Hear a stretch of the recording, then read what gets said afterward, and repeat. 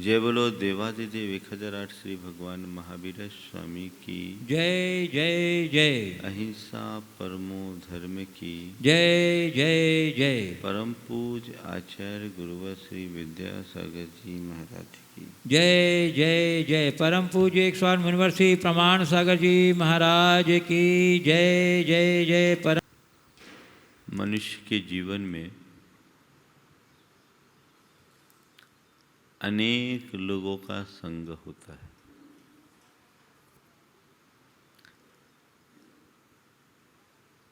और कई जगह उसे संग की, सहायता की, सहायकों की आवश्यकता भी पड़ती है। व्यवहारिक जीवन में अनेक लोगों के संपर्क और संसर्ग में रहना पड़ता है, जिन्हें हम अपना मित्र कहते हैं, अपना बंधु कहते हैं। और ये आवश्यक भी है। एकाकी जीवन जीने वाले व्यक्ति के जीवन में जब कोई ऐसे प्रसंग आते हैं तो उसे किसी बंधु भाई की जरूरत पड़ती है। आज गुरुदेव ने बंधुओं के संदर्भ में जो बात कही है वो लेकर आप सबके बीच में आया। हमारे दोस्त जिनसे फले फूले वे बंधु कैसे। बहुत महत्वपूर्ण बात कही है। हमारे दोस्त जिनसे फले फूले वे बंधु कैसे। आज लोग बंधु बांधवों को बढ़ाना चाहते हैं, रिलेशनशिप बढ़ाना चाहते हैं, बढ़ाते हैं और बहुतों से रिलेशन बनाते भी हैं। लेकिन किसे हम अपना बंधु कहें, बहुत महत्वपूर्ण है। और ये बात सही है कि जो स्थान एक बंधु ले सकता है वो कोई नहीं ले सकता। हमारे कई प्रकार के बंधु होते हैं। एक वो जिनसे हमारा रक्त संबंध होता है, भाई बंधु हैं, वो परिवारजन हैं, वो पारिवारिक बंधु हैं।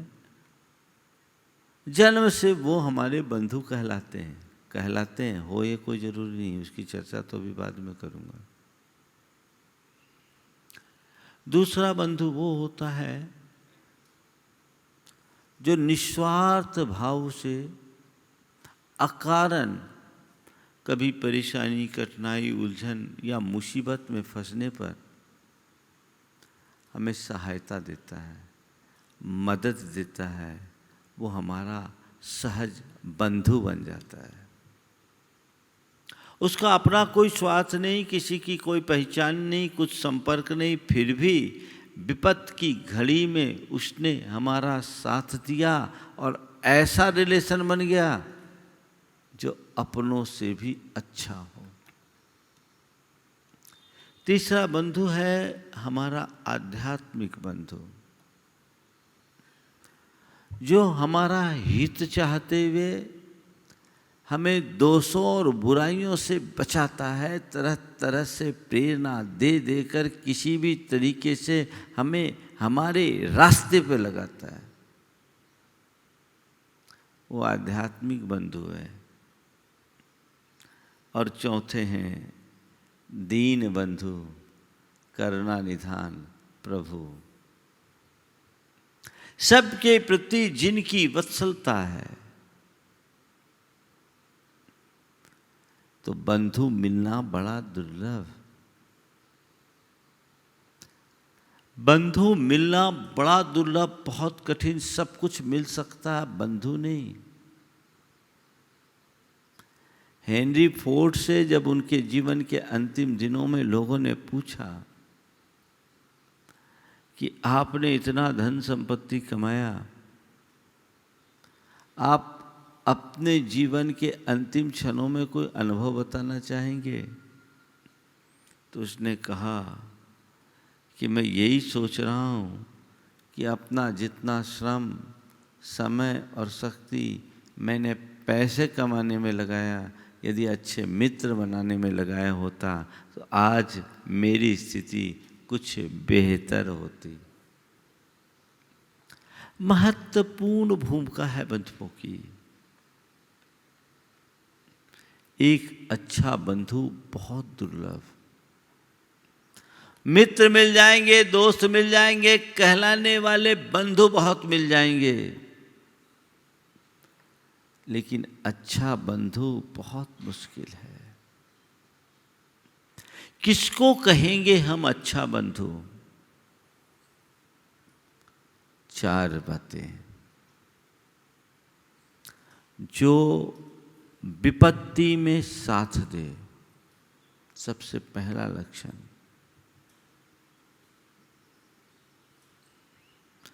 सबंधु यो वसने सहाई। जो विपत्ति में साथ दे वो हमारा बंधु है, और विपत्ति में किनारा काट ले वो हमारा बंधु नहीं, शत्रु हो सकता है। विपत्ति में डाल दे वो शत्रु। हर मनुष्य के जीवन में कई तरह के उतार चढ़ाव आते हैं। अचानक कोई व्यक्ति किसी महाविपत्ति में फंस जाए और उस घड़ी कोई व्यक्ति अकारण आकर के उसका साथ दे दे, तो उसके प्रति व्यक्ति की जो स्वाभाविक कृतज्ञता प्रकट होती है उसे शब्दों में नहीं कहा जा सकता।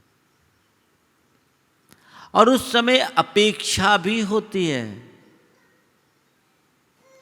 हमारे लिए कोई विपत्ति में साथ दिया या दे।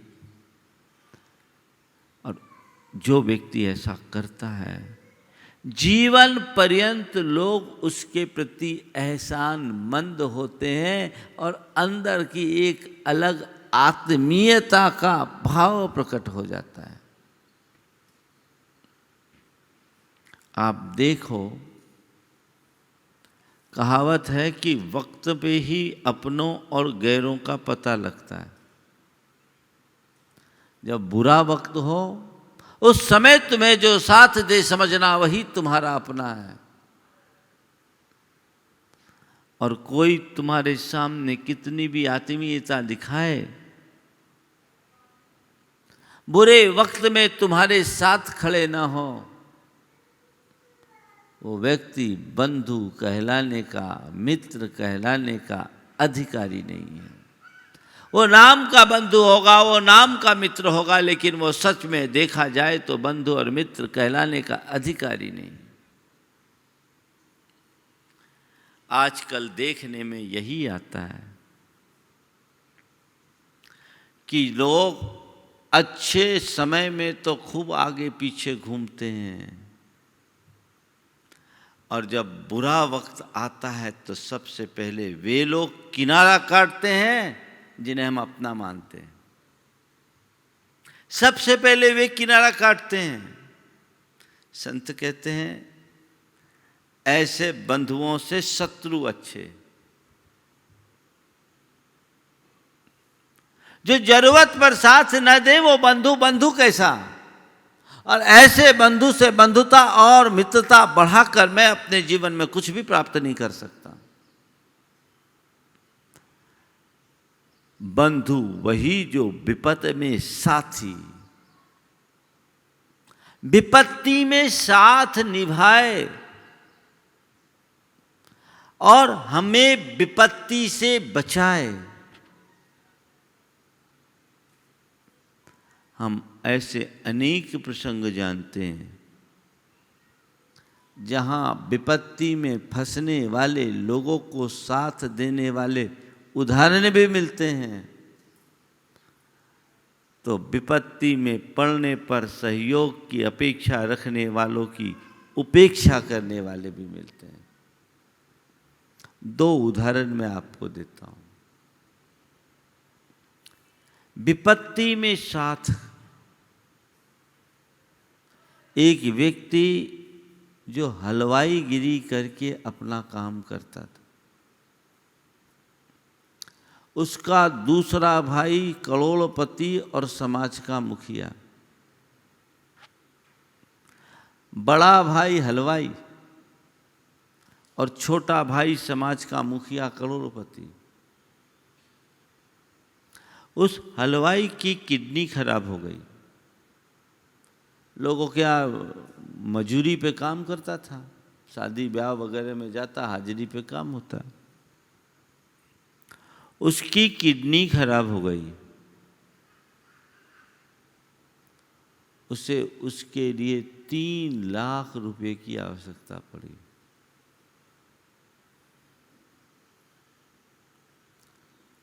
स्वाभिमानी था, किसी से मांगना नहीं चाहता था। विपत्ति की घड़ी थी। छोटे भाई को पता चला। लोगों ने कहा कि भाई तुम इसको सहयोग कर दो, उसकी धर्मपत्नी किडनी देने को तैयार है और किडनी मैच भी हो रही है। 3 लाख रुपए अगर दे दोगे तो उसका जीवन बच जाएगा। छोटे भाई ने पैसे देने से साफ इनकार कर दिया। बोला मेरे पास पैसा नहीं है, मैं उसको नहीं दे सकता। इनकार कर दिया। ये सूचना उस नगर में रहने वाली एक विधवा महिला को मिली। उम्र दराज महिला थी, 65 साल पार कर चुकी। उसे पता लगा कि हमारे साधर्मी बंधु के ऊपर आपत्ति है और वो इसका निर्वहन करने में समर्थ नहीं है। उसे 3 लाख रुपए की जरूरत है। उसने फट से अपनी एक करधनी निकाली और कहा इसे बेच के इसका इलाज करा दो। मैं करधनी अब नहीं भी पहनूंगी तो काम हो जाएगा, लेकिन इसका जीवन बचना चाहिए, मैं इसके लिए लगाना चाहती हूँ। आप सोच सकते हैं कितना बड़ा त्याग, जिसका कोई रिश्ता नहीं, नाता नहीं, केवल साधर्मी बंधु, सगा भाई तो मुंह फेर रहा है, और जिससे कोई रिश्ता नाता नहीं, केवल स्वधर्मी होने के नाते उस सहयोग के लिए अपना हाथ बढ़ा रही है। और हाथ भी क्या, अपनी करधनी बेच करके उसके अपने जीवन को धन्य बना रही। यह है बंधु का लक्षण। बंधु का लक्षण। और ऐसे भी उदाहरण दिखे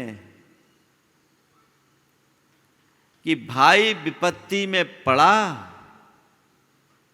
और दूसरा भाई उस घड़ी में उसकी संपत्ति हड़पने का प्रयास कर लिया। आए दिन आप लोग देखते सुनते हैं, तो ध्यान रखना, बंधु वो नहीं जिसे तुम अपना कहते हो। सच्चे अर्थों में बंधु वो है जो तुम पर अपनत्व न्योछावर करता है।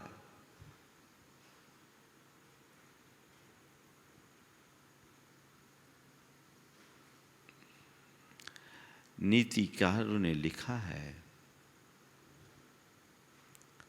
परोपि हितम बंधु बंधुरप्य हितम पर अहितो देह जो व्याधिर हित मारन्न मौषधम। कि यदि कोई हितकारी है तो पराया होने पर भी तुम्हारा बंधु है,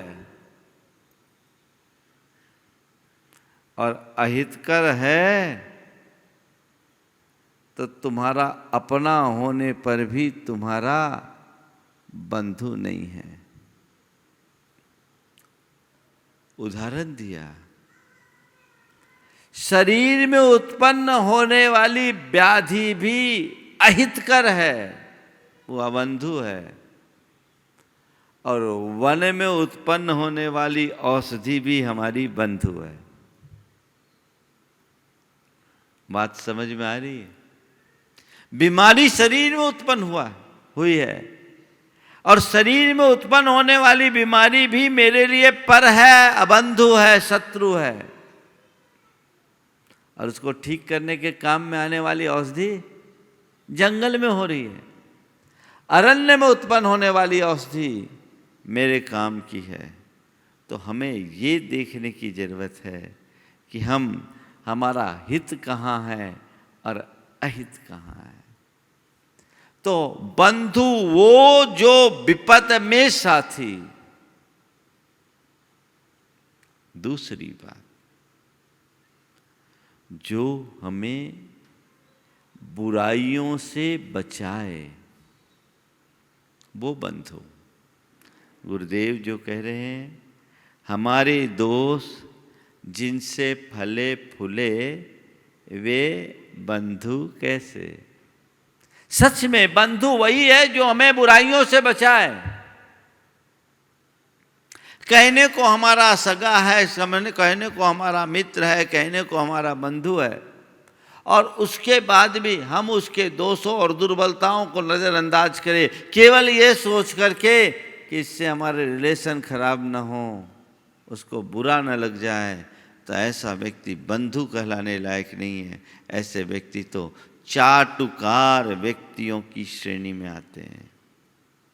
वो तो चाटुकार है, चापलूस है, स्वार्थी है। सच्चा बंधु वही है जो अपने बंधु को दोषों से बचाएगा। उसमें कोई भी दोष है, कोई भी दुर्बलता है, कोई भी बुराई है, तो उसे किसी भी स्थिति में फलने फूलने न दे। उससे उसे बाहर निकालने की चेष्टा करे।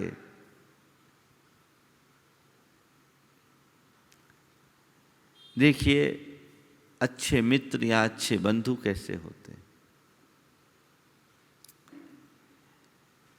दो दोस्त, दोनों बड़े मेधावी और साथ पढ़ने वाले। 12th करने के बाद एक आगे की पढ़ाई के लिए MBA करने के लिए बाहर गया, मुंबई में एक बड़े इंस्टीट्यूशन में पढ़ाई किया, और दूसरा अपने नगर में रह करके CA किया। 4-5 साल दोनों एक दूसरे से अलग रहे, यदा कदा मिलना हुआ, दोनों की डिग्रियां हो गई। पढ़ाई करने के बाद जो मित्र MBA करने के लिए गया था, MBA करके लौटा, CA करने वाले दोस्त को मालूम पड़ा कि मेरा साथी कभी कभी शराब पीने लगा है। जब उससे मिला तो उसने पूछा, क्या मैंने सुना है तुम शराब पीने लगे हो? बोले हाँ, ऑकेजनली कभी कभी ले लेता हूँ, थोड़ा बहुत एंजॉय करने में क्या हर्ज है। उसने कहा कि मुझे इस बात का बड़ा दुख है। हम लोग क्लास फर्स्ट से एक दूसरे के साथ रहे, 12वीं तक कभी इन सब चीज़ों को के बारे में सोचा भी नहीं, और तुम थोड़े दिन के लिए बाहर गए और ये लेना शुरू कर दिए। उसने कहा तुम्हारे साथ नहीं लूंगा, तुम्हारे साथ रहूंगा तो नहीं लूंगा। बोले नहीं, ये मुझे पसंद नहीं है, तुम्हारे साथ रहूंगा तो नहीं लूंगा। मैं तुमसे कहता हूं, मेरे साथ रहना है तो उसे छोड़ो। मेरे साथ रहना है तो उसे छोड़ो। मुझे इस बात का बहुत दुख है कि हमारे इतने सालों की मित्रता एक तरफ रह गई, और 4-5 सालों में तुम्हारे जो दोस्त यार आए, उसके साथ तुम इस गलत रास्ते को अंगीकार कर लिए। तुम्हें सोचना चाहिए, या तो तुम शराब छोड़ो या मेरी दोस्ती छोड़ो। मैं दोस्ती को बनाए रखना चाहता हूं, बस तुमसे निवेदन करता हूं कि तुम शराब छोड़ दो और तय करो दोस्ती को रखना चाहते हो या शराब को। साथ में उसे मोटिवेशन दिया, कहा कि सोचो जीवन कितना मूल्यवान है, हम किस संस्कार में जन्मे पले बढ़े हैं, हमारी परंपरा क्या है, हमारे विश्वास क्या है, और इस तरह की आदतों का शिकार होने वाले व्यक्ति की दशा क्या होती है, कैसी दुर्दशा होती है। उसने बड़े मार्मिक ढंग से उसे समझाया। उसने कहा मुझे 1 दिन का समय दो। उसने कहा मैं तुम्हें 2 दिन का वक्त देता हूं, तुम सोच लो, लेकिन एक बात मान करके चलना, मैं तुम्हारा असली मित्र हूं और मैं नहीं चाहूंगा कि तुम में कोई दुर्व्यसन पले। तुम्हें इसे तो छोड़ना ही होगा। 2 दिन बाद वो आया, उसके अंदर घोर उथल पुथल थी। उसने कहा भाई तुम्हारे एक एक शब्द मेरे कान में गूंजते रहे, तुमने मुझे सही मार्गदर्शन दिया और आज के बाद मैं कभी शराब नहीं पीऊँगा और न केवल शराब छोड़ता हूँ, ऐसे लोगों का साथ भी छोड़ता हूँ जिसने मेरे जीवन को खराब किया। ये एक अच्छे बंधु की पहचान। आजकल ज़्यादातर लोग क्या करते हैं, अरे भाई वो उसका पर्सनल मैटर है, हम क्यों बोलें। ये उचित नहीं। दोषों और बुराइयों से बचाने का आखिरी क्षण तक प्रयास करना चाहिए। उसे बुरा लग जाए इसकी चिंता आपको है, उसका जीवन बुरा बने इसकी चिंता क्यों नहीं। बुरा बनता है तो बुरा बनने दो, लेकिन उसको बुरा लगना नहीं चाहिए। क्या ये स्वार्थी सोच नहीं है। तो गुरुदेव कहते हैं हमारे दोस्त जिनसे फले फूले वे बंधु कैसे। उसे कभी बंधु मत मानना, वो यथार्थ में तुम्हारा शत्रु है। पर मुश्किल यह है जो शत्रु है वो लोगों को बंधु दिखते हैं और जो बंधु है वो शत्रु। बड़ी मुश्किल होती है। एक युवक इंजीनियरिंग की पढ़ाई में गया, वहाँ जैसे गया संगति बिगड़ी, उससे ड्रग्स लेने की आदत हो गई, एडिक्शन हो गया। माँ बाप उसे समझाए, उसके ऊपर कोई असर नहीं। जो भी उसे समझाए वो उसे दुश्मन लगने लगे, और जिनके साथ इस तरह की अय्याशी वो करता था वो उसे मित्र लगने लगे। थोड़े दिन तो सब चला, जब पैसे थे तब तक सब कुछ हुआ। माता पिता हार करके उसे घर से बाहर कर दिए। जब सब कुछ खत्म हो गया तब उसे समझ में आया कि मैं कहाँ चौपाल पर खड़ा हो गया। काश अपने माँ बाप की, अपने हित चिंतकों की बात में मानता होता तो मेरा बिगाड़ नहीं होता। लेकिन वो गंभीर बीमारियों का शिकार हो गया, ठीक भी नहीं हो पा रहा था, और उसे जब पढ़ाई उसकी छूट गई डिप्रेशन का शिकार हो गया, सुसाइड करके मर गया। सुसाइड करके मर गया। मैं सभी से कहना चाहता हूँ, खासकर युवाओं से, दोस्ती के नाम पर तुम जिनके साथ उठते बैठते हो उन पर तभी तक भरोसा करना और उनसे अपना स्नेह संबंध तभी तक बना के रखना जब तक वो स्वयं और तुम्हें बुराइयों से बचा के रखे। जो खुद बुराइयों में फंसे रहते हैं और बुराइयों के लिए प्रेरित करते हैं वो मित्र नहीं शत्रु है। वो बंधु नहीं वैरी है। हमें समझना चाहिए। लेकिन मन को कौन अच्छा लगता है? जो मन की करता है। जो मन की करता है, मन की मानता है, मन को बहुत अच्छा लगता है। मन को क्या चाहिए? मन को तो बुराइयां ही इष्ट है, बुरे लोग पसंद है। संत कहते हैं मन की मत मानो, आत्मा की सुनो, आत्मा के हित की बात करो, हित की सोचो। तो जो तुम्हारे विपत्ति में साथ दे वो बंधु, जो तुम्हें बुराइयों से बचाए वो बंधु, जो तुम्हें हित में लगाए वो बंधु। हित में लगाए, कल्याण के मार्ग में लगाए, तुम्हारा अंदर से भला चाहे वो बंधु है।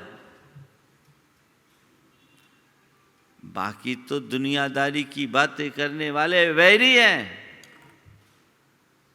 अपना मतलब साधने के लिए अपने तरीके की बातें करते हैं। लेकिन हित में लगाए असली बंधु वही है जो अच्छी प्रेरणा दे, अच्छा रास्ता दिखाए, हमेशा हित की बात करे और हित में लगाए वो बंधु, उसकी पहचान करो। हमारे यहाँ एक शब्द आता है कल्याण मित्र। मित्र तो बहुत मिल जाएंगे, कल्याण मित्र जो हमें कल्याण के पथ पे लगाए। ऐसे अनेक प्रसंग है, आख्यान है, जब लोगों ने अपने मित्रों को, अपने बंधुओं को हित के मार्ग पर लगाने का भरसक प्रयास किया। जो भी तुम्हें हित के मार्ग पर लगा रहा है, समझ लेना वो मेरा असली बंधु है। येन केन उपायेन व्यक्ति को हित के मार्ग पर चलने की प्रेरणा देनी चाहिए। और तुम्हारे प्रति उसके मन में बंधुता का भाव होगा तो वो तुम्हारी सुनेगा भी। एक अनुभव आप सबको होगा, व्यक्ति हर किसी की बात नहीं मानता, पर जिससे आत्मीयता होती है उसकी कोई बात नहीं टालता। होता है ना, घर परिवार में जब किसी को कोई काम विशेष कराना होता है किसी व्यक्ति विशेष से, तो उसको कहा जाता है उसको उसी को भेजो जिससे उसकी पटती है। जिससे पटती है आप उन्हीं के थ्रू बात कराते हो। ये पटने का मतलब क्या? अंदर का प्रेम भाव है, आत्मीयता है, स्नेह है। तो अंदर का प्रेम भाव, आत्मीयता और स्नेह जब बढ़े तब व्यक्ति को उस तरीके से देखा जाता है, वो बंधुता है। तो जो हित में लगाने वाला होगा, अगर तुम्हारे अंदर उसके प्रति बंधुत्व का भाव होगा तो निश्चित रूप से तुम्हारा उसके प्रति झुकाव होगा, और नहीं तो कुछ नहीं हो सकता। तो जो तुम्हें विपत्ति से इसमें साथ दे, जो तुम्हें बुराइयों से बचाए, जो तुम्हें हित में लगाए, वो तुम्हारा बंधु है। उससे अपना नाता कभी मत छोड़ना। और तीसरी बात, जो तुम्हें मुसीबत में न पड़ने दे, कभी मुसीबत में न पड़ने दे, जिसके रहते तुम्हें कोई चिंता करने की जरूरत नहीं है। अगर तुम मुसीबत में पड़ो तो वो खुद आगे आ जाए ढाल बनकर।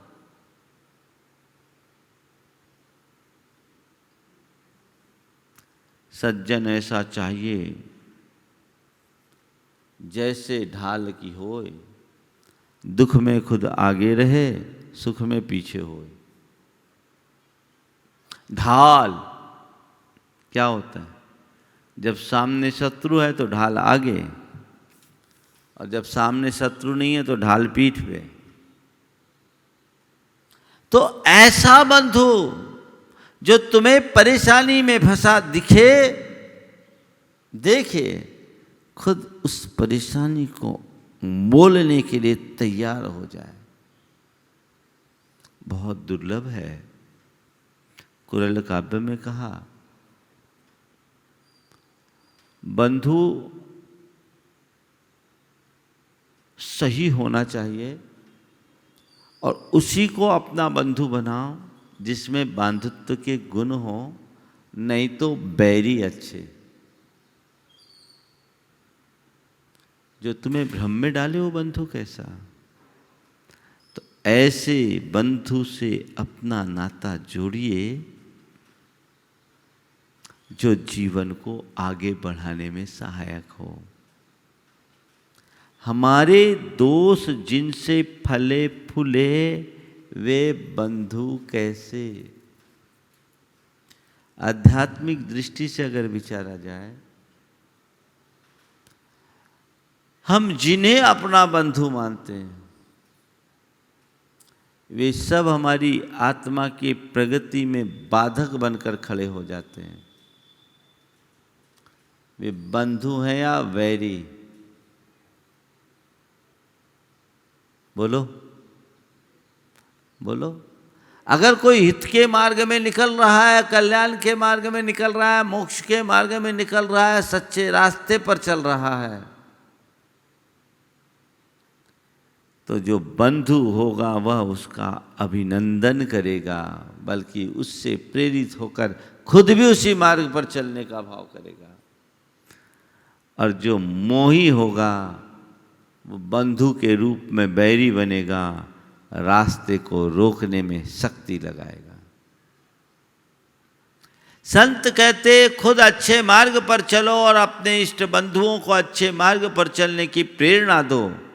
कदाचित ऐसा नहीं कर सकते तो कभी किसी को अच्छे मार्ग पर चलने से रोको मत, रुकावट मत बनो, बाधा मत बनो। मैं नहीं कर पा रहा हूं, कोई बात नहीं, ये कर ले, अच्छी बात है, मुझे खुशी है।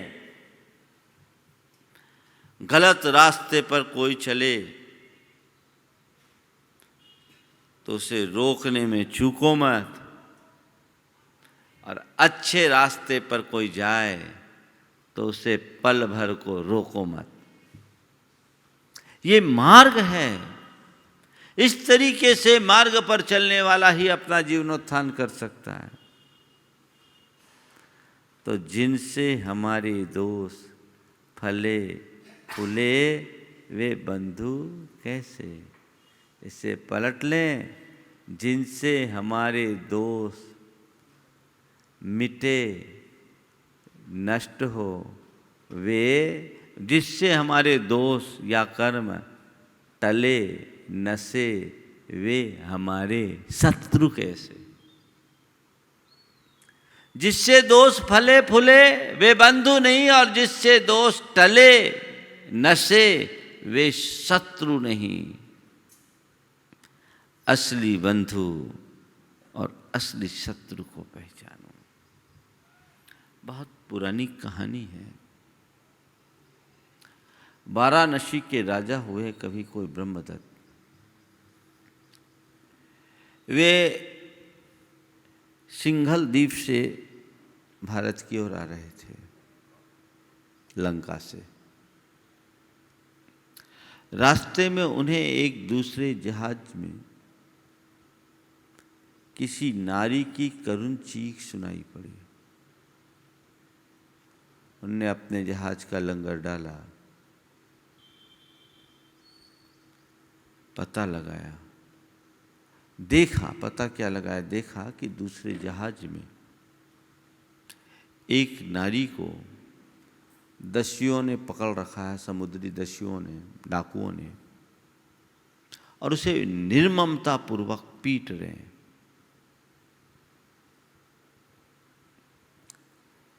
जब राजा की नजर वहां पड़ी तो उसके कानों में एक ही बात सुनाई पड़ी,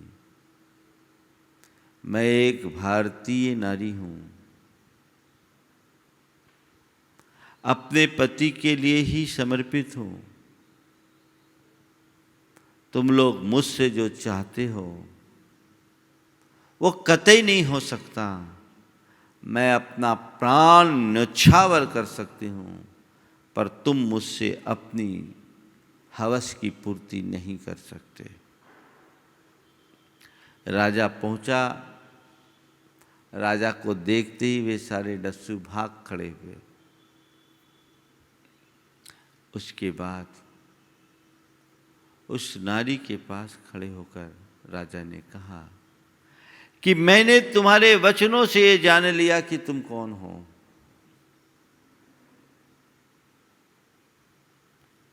पर बताओ यहां कैसे फंस गई। बोले क्या बताऊं, मैं इस जहाज से जा रही थी, मेरे पति को इन दस्युओं ने मार डाला, मेरे पास अब कोई नहीं, मेरे बच्चे मुझे छोड़कर पहले ही अलग हो गए, मैं दीनहीन अकेली हूं, आप जो उचित समझे सो करें, मुझे एक अच्छे बंधु की आवश्यकता है जिनके सहारे मैं अपना जीवन आगे बढ़ा सकूं। राजा ने कहा ठीक है, स्वराज्य चले, उसके बाद आगे की बात करेंगे। जैसे ही राजा बंदरगाह में पहुंचा, पूरा राज परिवार, रानियां, मंत्री, सेनापति और दरबारीगण राजा के स्वागत में आ खड़े हुए। राजा ने उन सबको दिखाते हुए उस स्त्री से कहा, देखो ये जितने लोग खड़े हैं, इनमें से तुम जिसे चाहो अपने पति या पुत्र के रूप में चुन सकती हो। इनमें से तुम जिन्हें चाहो अपने पति या पुत्र के रूप में चुन सकती हो, और मैं तुम्हें जीवन पर्यंत आश्रय दूंगा। उस नारी ने कहा, मुझे पति की कोई आवश्यकता नहीं। वो पति जो मुझे बचा न सका, मुझे इस लायक नहीं बना पाया कि मैं दस्युओं से लड़ पाऊं, और वो पति चल बसा, मुझे अब किसी पति की जरूरत नहीं।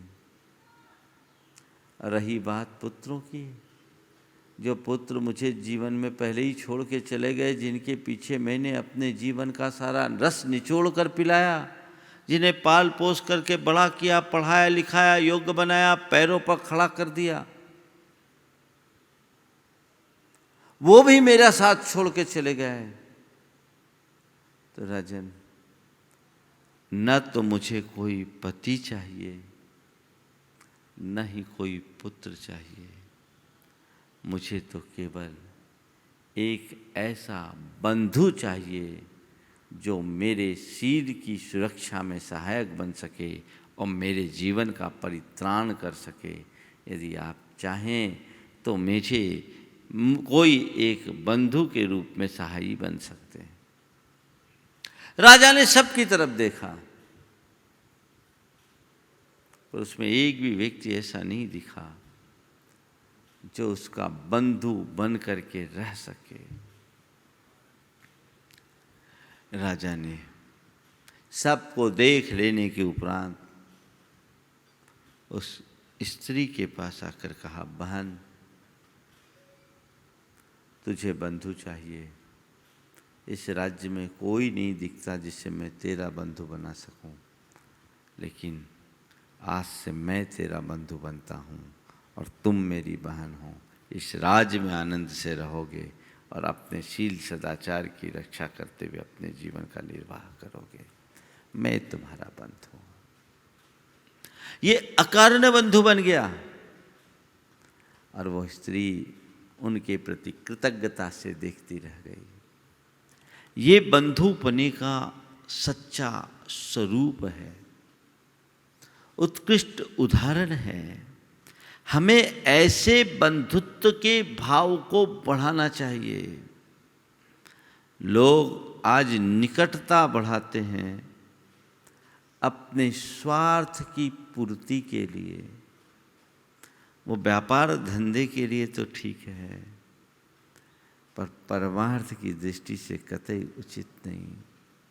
दुनियादारी के लिए तुम किसी से अपना उल्लू सीधा करो, बात चलेगी, लेकिन परमार्थ के क्षेत्र में ऐसा करने वाले लोग कभी चल नहीं सकते। हम अपने जीवन को सही रास्ते पर ले करके चलने की कोशिश करें, तो जिनसे हमारे दोस्त जिनसे फले फूले वे बंधु कैसे, ये एक सूत्र है। देखो कौन तुम्हारा बंधु है, कौन तुम्हारा मित्र है, तुम किसके साथ उठ बैठ रहे हो। जिससे तुम्हारे चरित्र का हनन हो वो बंधु नहीं शत्रु है। जिससे तुम्हारे जीवन का पतन हो वो बंधु नहीं शत्रु है। जिससे तुम्हारी आत्मा का अहित हो वो बंधु नहीं शत्रु है। और जिससे तुम मुसीबत में फंसो वो बंधु नहीं शत्रु है। इतनी बात समझ करके चलो और सच्चे बंधु और मित्र का आश्रय लेकर अपने जीवन को आगे बढ़ाओ, तभी हमारे जीवन की सफलता होगी।